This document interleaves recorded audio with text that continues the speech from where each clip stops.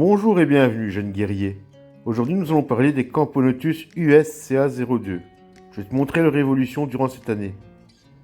Franchement, je suis très fier de cette réussite. Comme tu peux voir, il y a encore énormément de couvains. Franchement, la gine là, elle ne chôme pas du tout. Mais elle part en diapause, donc le couvain attendra l'année prochaine pour se développer.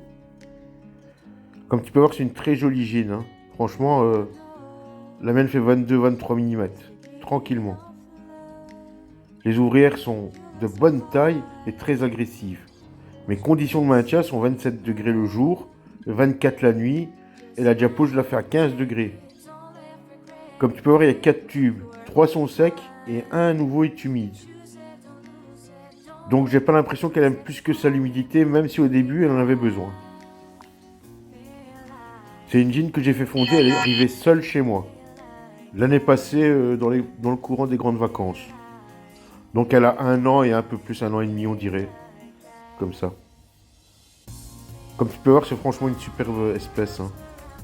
Elle n'est pas trop compliquée, enfin de mon propre ressenti à moi, elle n'a pas été trop compliquée. Maintenant, peut-être que d'autres ont plus difficile, je sais pas vous dire. J'en ai fait qu'une, donc j'ai pas le recul assez pour vous dire c'est difficile, c'est facile, etc. Moi j'ai trouvé assez simple, long au développement au début, mais après ça roule. Comme tu peux voir, les ouvrières sont magnifiques. Regarde, j'ai soulevé le bout de bois qui était dans la WC pour te montrer un peu qu'elles se cachent aussi en dessous de ce bois. J'ai l'impression qu'elles aiment vraiment bien le bois. Donc ce futur projet de nid, elles iront dans un nid en bois.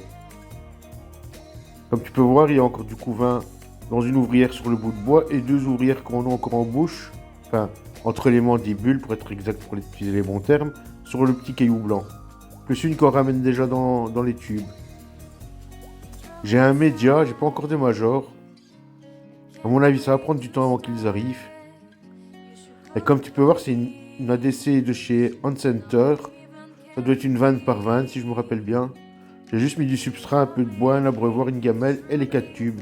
Et ça fonctionne super bien. Comme quoi, des fois, la simplicité est la meilleure chose. Faut pas avoir des kits de luxe, etc. Ça, c'est pas vrai. Les fourmis vivent dans la terre, entre des cailloux, dans du bois pourri, etc. Donc, moi, je vois que ça fonctionne super bien.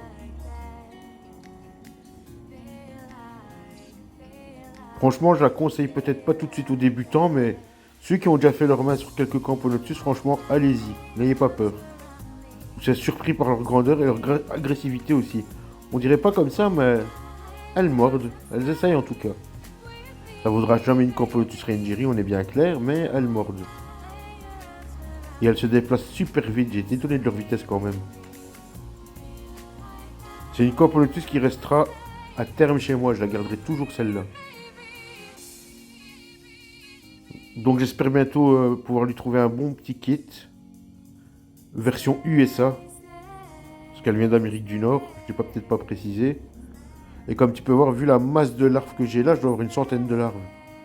Il y a encore 2 cocons que j'attends qu'ils s'ouvrent et après, bonne nuit les petites. Ce que tu vois courir dans le tube, ce n'est pas un acérien. J'ai énormément d'epsocs. Mais ça n'inflige rien à la colonie. Les psocs ne sont pas dérangeants. Ils viennent manger les déchets dans l'extérieur, ils courent au-dessus des tubes, etc. Mais ils ne rentrent jamais dedans. Et de temps en temps, ce que je fais, c'est que je change totalement les substrats et j'en ai plus.